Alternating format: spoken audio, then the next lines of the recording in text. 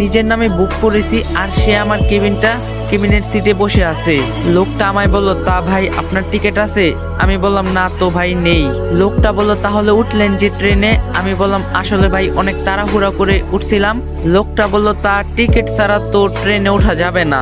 আমি বললাম, আসলে ভাই ভুল হয়েছে, বুঝতে পারিনি। মেয়েটা বলল, তাহলেই দেখুন কোন ধরনের পাগল যে আসে এখানে, এই জন্যই ট্রেনে আসতে চাইনি, কেন যে ফ্লাইটের টিকিট আগে কাটলাম না। লোকটা বলল, আপনি শান্ত হন প্লিজ ম্যাম, আমি দেখছি বিষয়টা।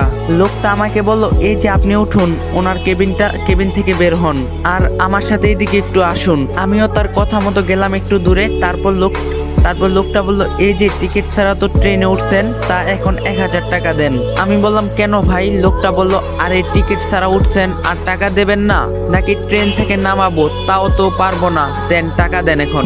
আমি বললাম, ভাই একটু টাকা কম রাখলে হয় না? লোকটা বলল, এমনিতে অন্যর কেবিনে গিয়ে বসেছেন, আবার কমও চান, তাড়াতাড়ি টাকা দেন। তারপর আর কি টাকা দিলাম আর সে চলে যাচ্ছিল। তখন আমি বললাম, ভাই সিট কোন দিকে? লোকটা বলল, কিসের সিট? আমি বললাম, কেন বসার সিট? লোকটা বলল, তা টিকিট কেটেছেন? আমি বললাম, না তো। তাহলে সিট কোথায় পাবেন? আমি বললাম, কেন ভাই টাকা যে নিলেন? লোকটা বলল, তা ট্রেন কি ফ্রিতে চড়বে? আমি বললাম, তা ভাই তাহলে কোথায় বসবো? লোকটা বলল, তা তো আমি জানি না, বলেই চলে গেল। কিছু বলার নেই, পুরো ট্রেনের সিট ভর্তি, আবার অনেকে শুধু বসার জন্য পুরো কেবিনটাই বুক করছে। আর এদিকে আমার কাছে বেশি টাকাও নেই। তারপর আমি ট্রেনের এক কোনায় মেঝেতে বসে পড়লাম, বসে আছি আর ট্রেন চলছে। বাবা মায়ের কথা খুব মনে পড়ছে, তবু মনে হচ্ছে না তাদের কাছে যেতে, কারণ তারা চায় না আমাকে। কখন যে উদ্দেশ্যহীনভাবে পৌঁছাবো তাও জানি না। তারপর দেখতে দেখতে চোখ লেগে আসলো। অনেক ক্লান্তির মাঝে শেষে কখন যে ঘুমিয়ে পড়লাম তা আমি নিজেও জানি না। তারপর কারোটাকে ঘুম ভাঙলো, তারপর চোখ খুলে দেখি সেই মেয়েটি আমাকে ডাকছে। তারপর সে বলল, আপনি এখানে এইভাবে মেঝেতে ঘুমাচ্ছেন কেন? আপনি কি অসুস্থ? আমি বললাম, না আমি ঠিক আছি, এমনি চোখ দুটো লেগে এসেছিল। মেয়েটা বলল, তা এভাবে মেঝেতে আছেন কেন? সিটে বসুন। আমি বললাম, সিট পাইনি। মেয়েটি বলল, সিট পাননি মানে? কেন, লোকটা আপনাকে ডেকে নিয়ে গেল? আমি বললাম, আমি তো টিকিট কাটিনি। মেয়েটা বলল, তাই বলে সবাই সিটে বসে আছে আর আপনি এভাবে মেঝেতে বসে আছেন, তা কেমন দেখায় না? আমি বললাম, না সমস্যা নেই। মেয়েটা বলল, তা আপনি কোথায় যাবেন? আমি বললাম, জানি না। মেয়েটা বলল, জানি না মানে? তাহলে কোথায় নামবেন? আমি বললাম, তাও জানি না, শুধু জানি যত দূরে কোথাও যাওয়া যায়। মেয়েটা বলল, কেন তাহলে ট্রেনে কেন উঠছেন? ট্রেন তো অনেক জায়গায় থামবে। আমি বললাম, তবু অনেক দূরে। মেয়েটা বলল, তা আপনি কি এভাবেই এখানে শুয়ে থাকবেন? আমি বললাম, পরে মেয়েটা বলল, না কেমন দেখায়, আপনি আমার সাথে চলুন, আমার কেবিনে বসুন, পুরো কেবিনটাই তো আমি একাই। আমি বললাম, না তার দরকার নেই, আমি এখানে আছি। মেয়েটা বলল, আপনি কি আমার উপর রাগ করছেন? আসলে আমার জায়গায় কেউ হঠাৎ করে বসলে আমার খুব রাগ হয়, আপনি প্লিজ কিছু মনে করেন না। আমি বললাম, না তা ঠিক আছে। মেয়েটা বলল, তা আপনার নামটাই তো জানা হলো না। মেয়েটার সাথে কথা বলতে কেন জানি খুব অসহায় লাগছে, তবুও কথা বলছে। এখন কি যে করি? তারপর বললাম, আমার নাম রাফি। মেয়েটা বলল, বাহ আপনার নাম সুন্দর তো। আমার ভাইয়ের ছোট্ট মেয়ে আছে, খুব দুষ্ট, তার নাম রাফিয়া। আমি বললাম, মেয়েটা বলল, তা আমার নাম জানবেন না? আমি বললাম, না। মেয়েটা বলল, কেন, আমার উপর কি আপনি রাগ কমেনি? আমি বললাম, আমি কিন্তু ওমন না, ওমন মেয়ে না। আমি বললাম, না মানে হ্যাঁ বলুন। মেয়েটা বলল, আমার নাম মিম। আমি বললাম, ভালোই তো। মেয়েটা বলল, তা আপনি কোথায় থাকেন? আমি বললাম, কোথাও না। মেয়েটা বলল, মানে? আমি বললাম, আমার কেউ নেই। মিম বলল, কি বলেন, আপনার বাবা মা পরিবার? আমি বললাম, না কেউ নেই। মিম বলে, তাহলে কে আপনার আপনজন? আমি বললাম, জানি না। মিম বলে, তা আপনার কেউ নেই, তাহলে এতদিন কোথায় ছিলেন? আমি বললাম, জেলখানায়। মিম বলল, জেলখানায় মানে? আমি বললাম, না মানে আমার মাথাটা খুব ব্যথা করছে, আপনি প্লিজ একটু যান। মিম বলে, সে কি, আপনি কি এখানেই ঘুমাবেন? আমি বললাম, তারপর আমি যেই না মেঝেতে শুই, সে আমার কপালে হাত দিয়ে উঠে আর বলে, আপনার তো দেখি পুরো শরীর জ্বরে পুড়ে যাচ্ছে, আপনার তো ভীষণ জ্বর। আমি বললাম, মিম বলে, তা কোনো ওষুধ কি খেয়েছেন? এবার আমার একটু বেশি বিরক্ত লাগলো। আমি তাকে রেগে বললাম, আপনি কি এখান থেকে যাবেন? মিম বলল, না আসলে আপনার শরীর তো খারাপ তাই। আমি বললাম, তা সেটা কি আপনাকে বলতে বলেছি? তারপর মিম চলে গেল আর আমি একটু শুয়ে পড়লাম। সত্যি আজ আমার শরীরটা ভীষণ খারাপ। অনেক ঠান্ডা লাগছে, ভালোই জ্বর এসেছে, শরীর কাঁপতে শুরু করলো। হঠাৎ করে শফিক চাচার কথা মনে পড়লো। আমার জ্বর আসলে সে কি না করতো, একবার ফলের জুস, আরেকবার তরমুজের জুস সহ কত ফলমূল, আর আমার পাশে বসে থাকতো। আর আমার বাবা এই ওষুধ থেকে শুরু করে কত কিনা করতো। আর আমার মা কপালে পানি দিয়ে মুছে দিত, আর আমার মাথায় হাত বুলিয়ে দিত। আর আজ আমার এই দুনিয়াতে কেউ নেই। তা এখন কেমন আছে? আর আজ কেন জানি ঋতুর কথা খুব মনে পড়ছে।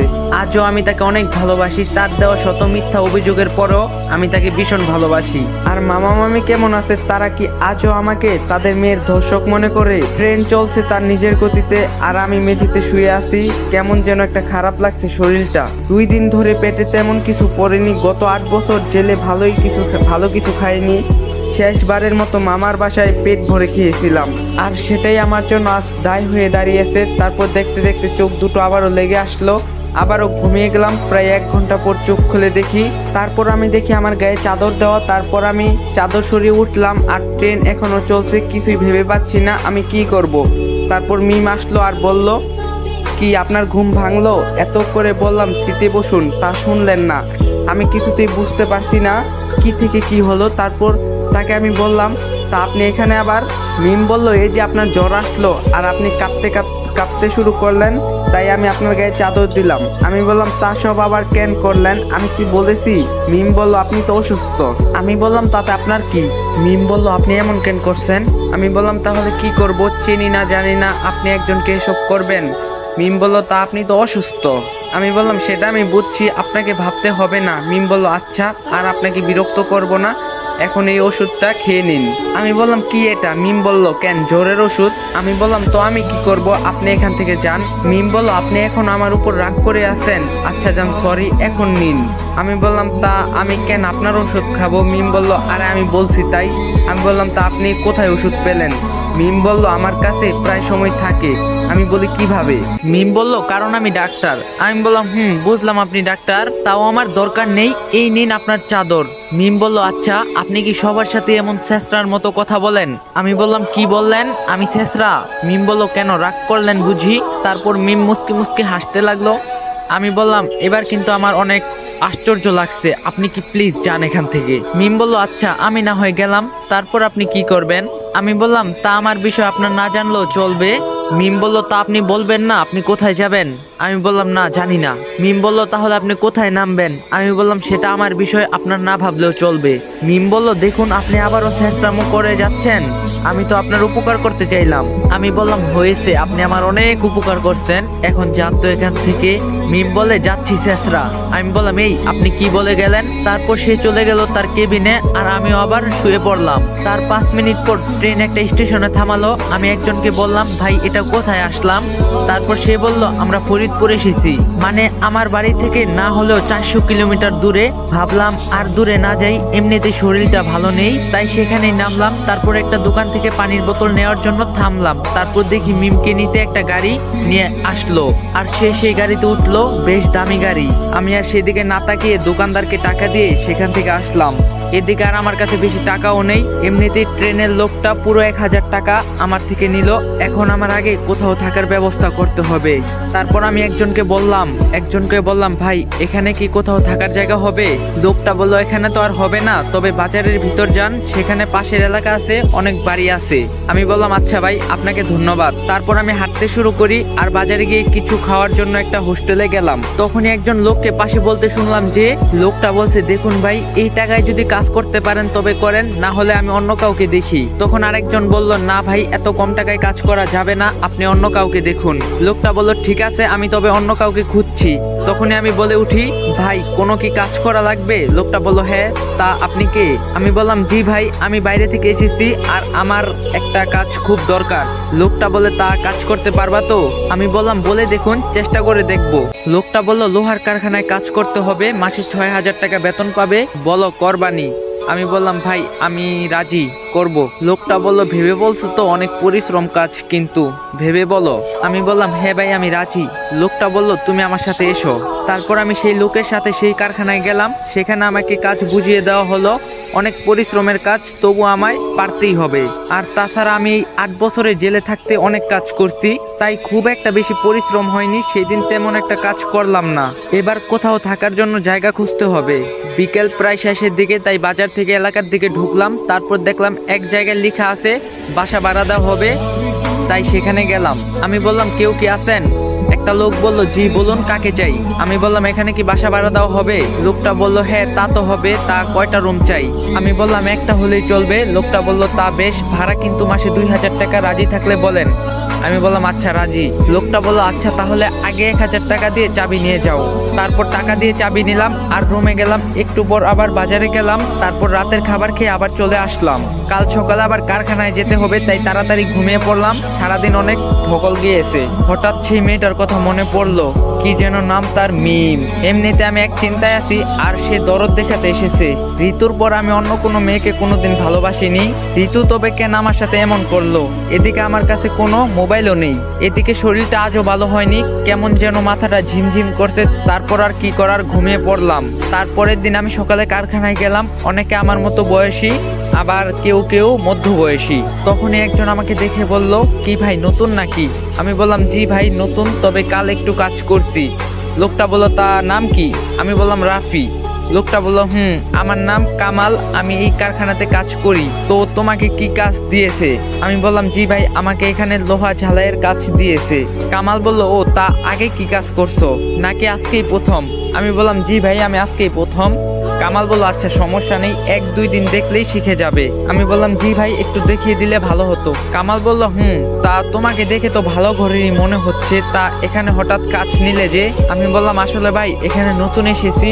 কামাল বলল তা দেশের বাড়ি কোথায়? আমি বললাম রংপুর। কামাল বলল তো অনেক দূরে, না হলো 500 কিলোমিটার হবে। আমি বললাম তা হবে আর কি। কামাল বললে তা তোমার কত টাকা বেতন ঠিক করছে?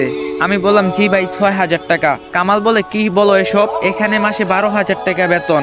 আমি বললাম তা তো জানতাম না। কামাল বলল কোনো দালাল দিয়ে ঢুকছো নাকি? আমি বললাম সে বলল মাসে 6000 টাকা দিবে, আর আমারও কোনো একটা কাজ খুব দরকার ছিল, তাই সাথে সাথে রাজি হই। কামাল বলল তা কি আর করবা, কাজে মন দাও, আর আমি এখানে সব কাজ বুঝিয়ে দিব। কোনো সমস্যা হলে আমাকে বলো কেমন? আমি বললাম ঠিক আছে ভাই। তারপর কাজ শুরু করলাম। অল্প সময়ে সব কাজ শিখে নিলাম, তবে অনেক পরিশ্রম, কিন্তু তবু আমারে যে পারতেই হবে। মোটামুটি আর কোনো চিন্তাই নেই, সারাদিন কাজে থাকি, বাড়ির লোকজনের কথাও মনে পড়ে না। 15 দিন যাওয়ার পর দেখি আমি সবার থেকে মোটামুটি কাজ ভালোই পারি। এদিকে সবার সাথে আমার ভালো সম্পর্ক হয়েছে, আর যারা একটু কাজ ভালো পায় তারা নির্ধারিত সময়ের চেয়ে বেশি কাজ করে। 1 ঘন্টা করলেই 300 টাকা। তখন আমি ভাবলাম আমিও না হয় কাজ করি, বেতন তেমন বেশি না। তাই আমি কামাল ভাইকে বললাম, ভাই আমিও সময়ের বাইরে কাজ করতে চাই। কামাল ভাই বলল কেন, সময়ের বাইরে আরো কাজ কেন করবা?